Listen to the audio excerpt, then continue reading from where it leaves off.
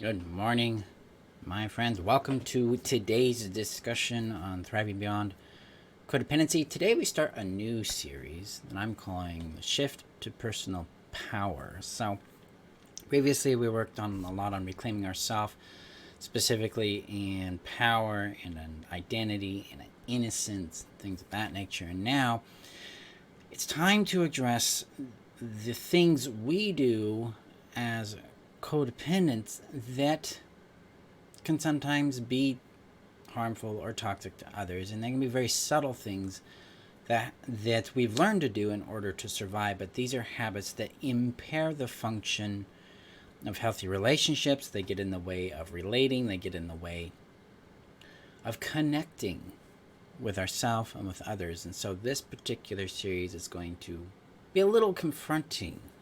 It's a little bit about accountability for ourselves, and more like since the big trend lately is shadow work, the shadow side of codependency, where we're going to be looking at why we do what we do in codependency so that we can get out of it. Because really, when it comes to needs, it comes to wants, it's not what you want, it's not what you need, it's how you get it. That's where the drama is. That's where the problems show up. So, if you're new to me, I'm Marshall Burtcher, and I help codependents rediscover happiness and well-being after narcissistic abuse by helping them heal their trauma bond, come to know who they are, and create happy, healthy relationships. Before we get into today's topic, I need to share this out to the community. So I have to click a button, right? The community is your safe haven here on the internet, where you can find guidance, you can find support, you can find tools, you can find shelter in the storm. So I'm going to share this out. The link is above on Facebook. It's below on YouTube. If you're on YouTube, hit that subscribe button. Thank you guys for doing that a lot, because I got like 1,200 subscribers on YouTube. Woo! So, exciting, right? But actually, I'm really grateful for that, because it gets the message out there that codependency isn't something you have to live with. It's not a disease. It's not an addiction. It's not an identity. It's a survival strategy for dealing with neglect and abuse in an intimate relationship, whether that's a parent or child-parent relationship or a peer-to-peer relationship, some dynamic.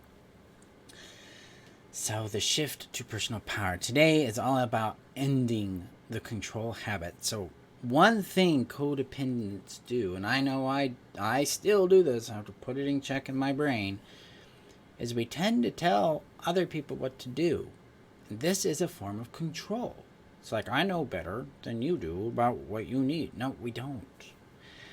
This idea, this angle of the control habit specifically, was cultivated in us by our hypervigilance on the other person. We learned to mind read. We learned to become hyper aware and attuned to them so that we could anticipate what they were feeling, what they wanted, what they needed, in order to reduce the chaos cycle and reduce the abuse that we were dealing with in that dynamic. We also did that in hopes of getting a cookie, getting a breadcrumb rather, of love, to get some sort of morsel from it. So it's a transactional experience. We're trying to get some love, trying to get some connection with it. And the other flip side of the control habit is we were groomed to believe that we're responsible for that person's feelings, choices, actions, outcomes, consequences. This is where the enabler aspect of codependency shows up. We believe that we have a responsibility for their feelings, choices, and actions, rather than a responsibility to the impact of our choices and actions on them. There is a difference there. Responsibility to is about receiving accountability for the impact a choice or action we've made has on that person. Responsibility for them is the assumption that I am in control and I have to dictate what they do and how they feel, and I've got to regulate it, and I got to make sure it does a specific thing. This is the control habit. A lot of times the control habit because it's groomed into us, we have also shed our own sense of power and deposited it in the other person. So in codependency, we do this thing called external orientation. External orientation is basically I see myself through the eyes of the other person. I seek my permission, my authority, my safety, my power, my well-being, my worth through their approval. And in the control dynamic, we've done that. We've put the power over there. We've put the safety over there. So how they respond to something, how they're feeling, determines how we respond. It determines how we're feeling. There's a thing codependents do I call auto-regulation, where if person B is sad, they're person A, and person B is sad, they go to the sad state. They abandon their emotional state. They don't occupy their space. They regulate to where the other person's at. That's a fawn response. So if you're new to this idea of fawning, fawning is a term that was coined by Pete Walker in a book called Complex PTSD. And it is a psychological response to a threat. So the brain has 4 responses to threat and to danger. First response is to fight it, get out there, kill the thing, neutralize the threat. Second one's the flight response, which is run from the thing, the threat, until we're safe. Third response is freeze, where we brace, we play dead until it passes. Fourth one is fawning. Fawning is where we appeal to the threat in hopes that we become desirable to the threat so they won't discard, harm, or God forbid, kill us. Fawning is the genesis of codependency because we begin to shed ourselves in order to keep them in our world. We maximize the positives in them and ignore the pain and the abuse and create a fantasy around it in order to feel safe. And part of this shows up as the controlling habit. The habit of telling people what to do rather than asking them what they need and then giving suggestions. The habit of assuming we know better than that person does about what they need, about their experience, about whatever it might be there. It's the habit of believing we're responsible for making someone feel a certain way. We're not. We're not. It's also the habit of assuming that someone else is responsible for how we feel. And this shows up as "you made me feel" statements. It's the confusion that impact and feelings are the same thing. They're not. So a person impacts you like, "Ow, that hurt me. I felt hurt by that. Can we talk about that?" I felt hurt by that is, "Hey, you did a thing. I felt hurt by it. Can we talk about it?" Impact orientation with accountability is really about identifying the impact and then having a discussion so that impact can change. But if we're walking around in the world believing that people make us feel things, we're giving them the power and the responsibility over regulating our emotions. But when we retrieve that, we take ownership of the feeling and we're like, "Hey, I feel this about this." Now we're in our power position, where our personal power, where we can actually make change happen because now we can identify boundary. Because fundamentally, another thing with this power, this control habit, is we think boundaries are for other people. This is where everyone starts out. I started out with it. Boundaries are to change someone else's behavior. See, the control habit is externally oriented. The other person has to do X, Y, or Z for me to feel X, Y, or Z. And that's not it. The power habit is I want to feel ABC. The behaviors of X, Y, Z don't leave me feeling that way, but the behaviors of P, Q, R do. Then I can ask for those behaviors. And then I can see what the person does. This gets back to how I build relationship dynamics: is the what, the how, the who, and the result. So in a relationship strategy, that's how we structure a relationship. I've got a what, I want to feel safe. How do I feel safe? Well, I feel safe. People do blah, blah, blah. Then I Then I see what the person does. Oh, look, they're doing, blah, blah, blah is how I feel safe, and they're doing, pew, pew, pew, then I don't feel safe. That's the result. My job isn't to get the who to change to my what or to my how. My job is to respect that that person shows up that way. I can ask for a change, see what happens. If they don't change, then I know that we don't have a compatibility there, and maybe I need to walk away. This is the trick with boundaries. Boundaries aren't for them, they're for you. They are a pointer. Because when we leave the control habit and codependency and we come back to our power, it's no longer about shaping other people. It's about shaping ourselves. And we shape ourselves according to what brings us well-being and happiness. Those are the two measures I recommend you use in structuring your world. Does this choice or consequence add to my well-being and happiness? Does this relationship add to it or take away?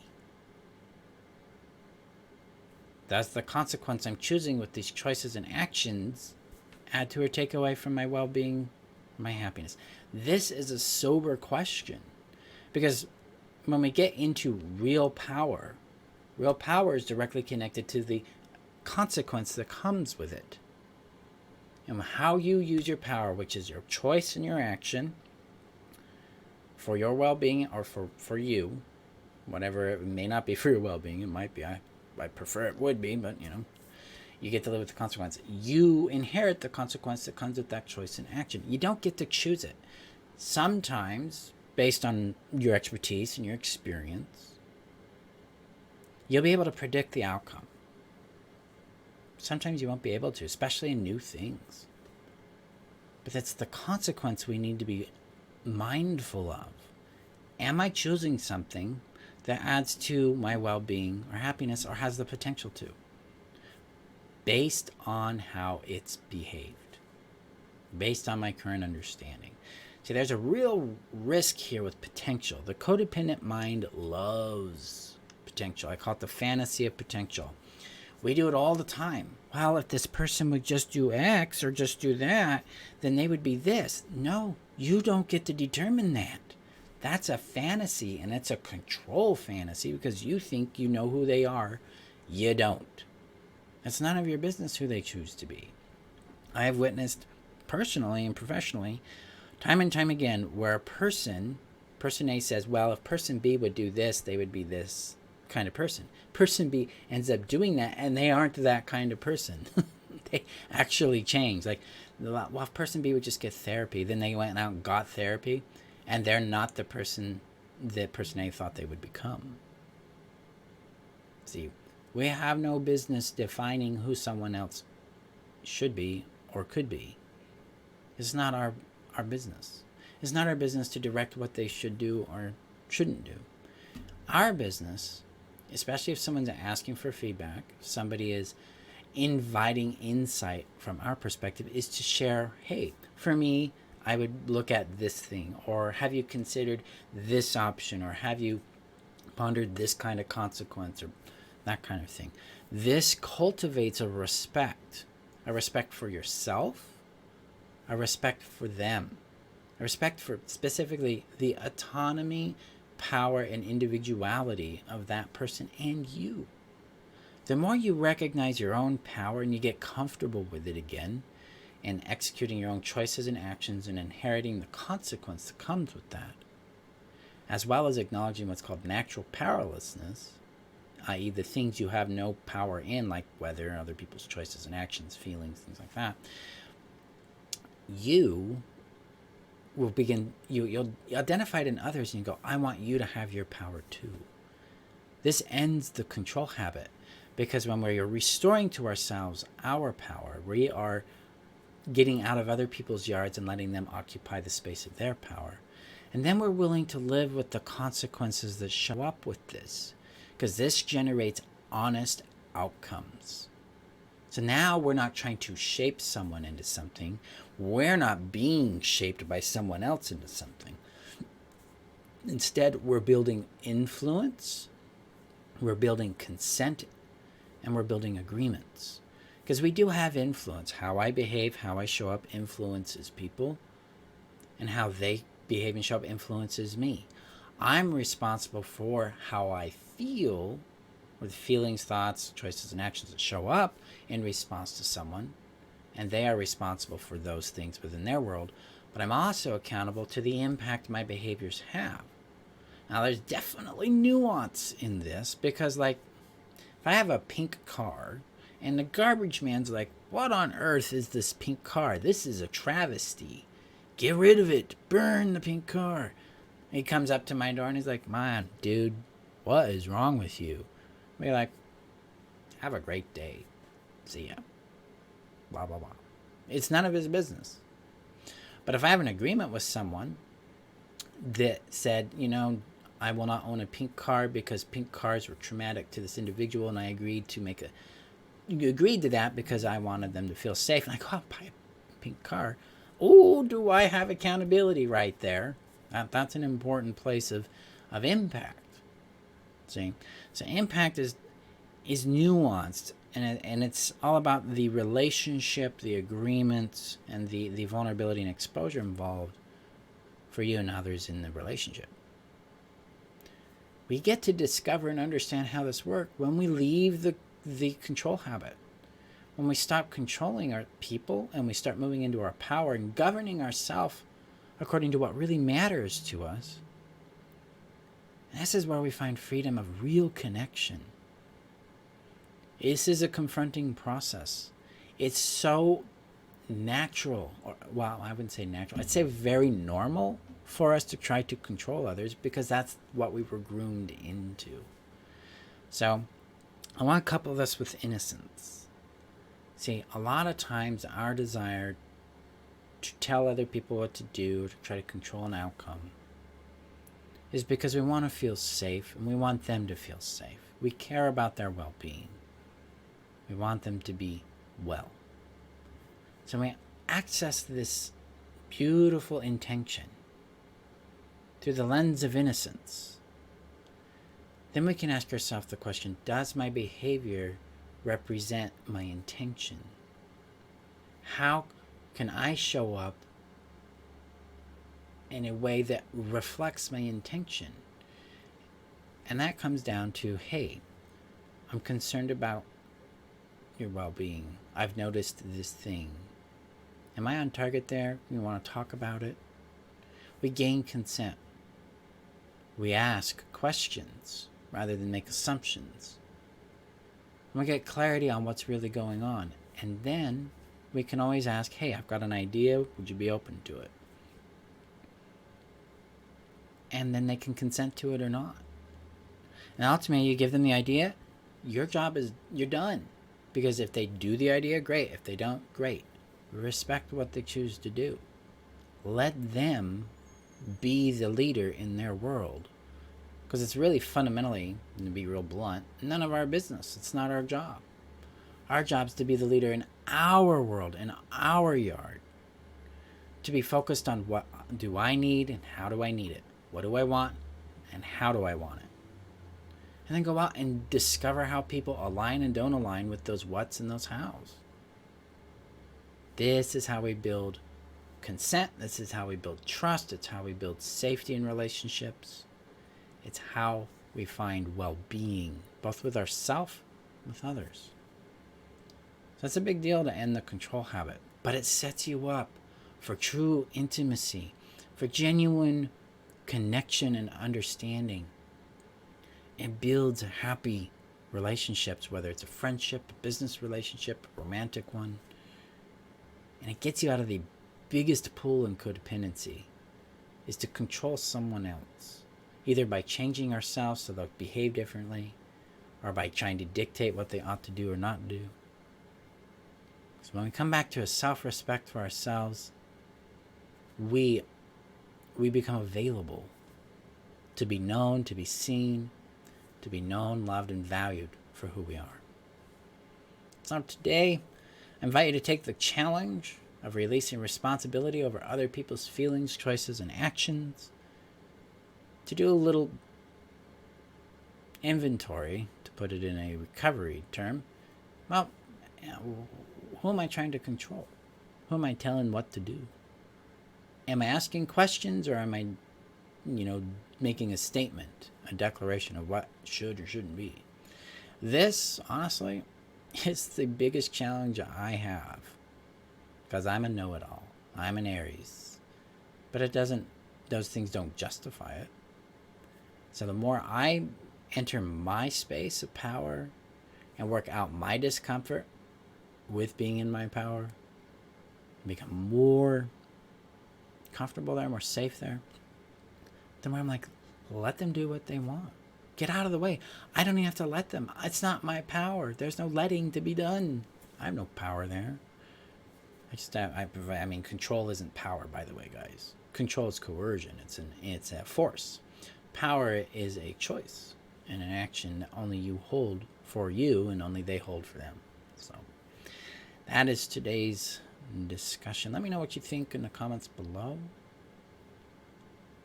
Let me know your relationship with being controlled and how it felt for you. And let me know what you've discovered in yourself about what you've been controlling. And let's see what that brings into your world. Let's discover the freedom that comes by letting other people do what they do and feel what they feel, and letting yourself do what you do and feel what you feel. Get that freedom. Come back to your yard. Okay. Thank you, Satori. Yeah. Now, am I saying that right? Because I think how a name is said, it's a form of respect. I work really hard to pronounce it right, so let me know. Be safe. Be kind with yourself. Remember your innocence. And I will see you guys in our next discussion. Okay? Okay. Bye-bye, guys.